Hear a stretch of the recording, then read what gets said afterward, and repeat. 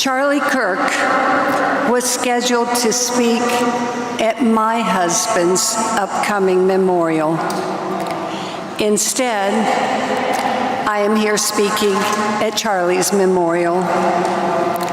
It means a lot to share my story. Almost 12 years ago, I met this bright young man filled with optimism about his plan to reach young people. I was so impressed that I invited him to come to our home and tell my husband and me more about his organization.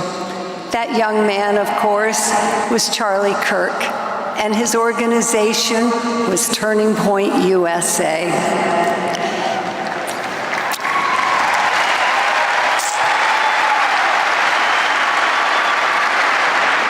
Charlie told us how he wanted to start 2 chapters in North Florida.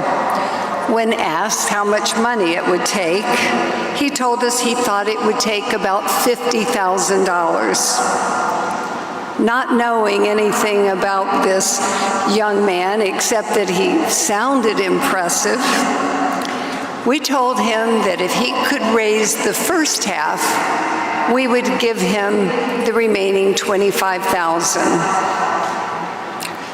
2 days later, Charlie called to say that he had raised the money. He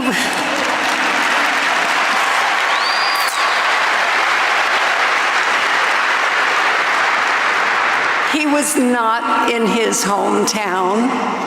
He was not even in his home state.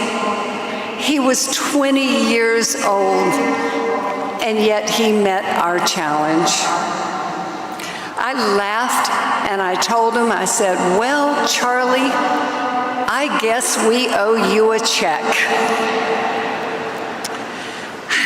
That was Charlie Kirk's first challenge grant.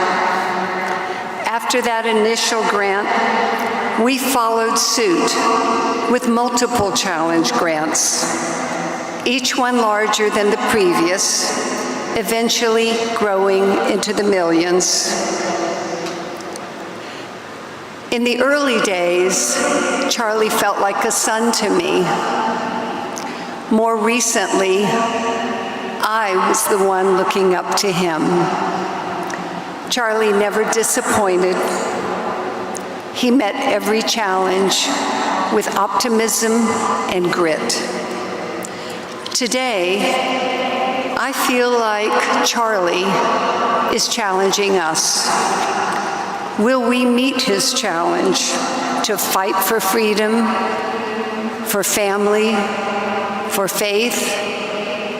More importantly, will we do this the way that Charlie did, with a heart that loves God?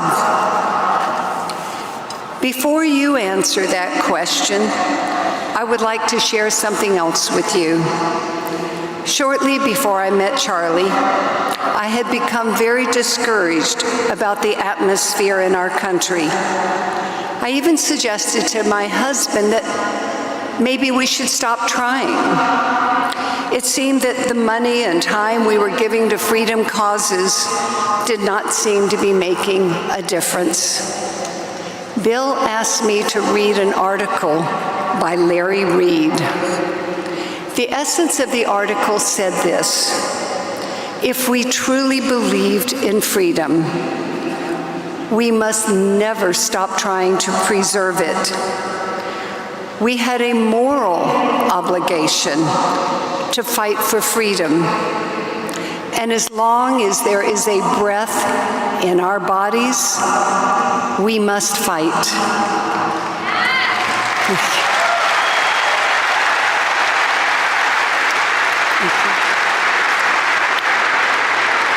By encountering Charlie, we met a true freedom fighter. Today, there is no doubt that Charlie Kirk fought for freedom with the last breath in his body.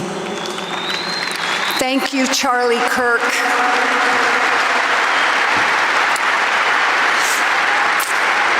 thank you to everyone who will not stop fighting, to all who will meet the challenge Charlie gave us.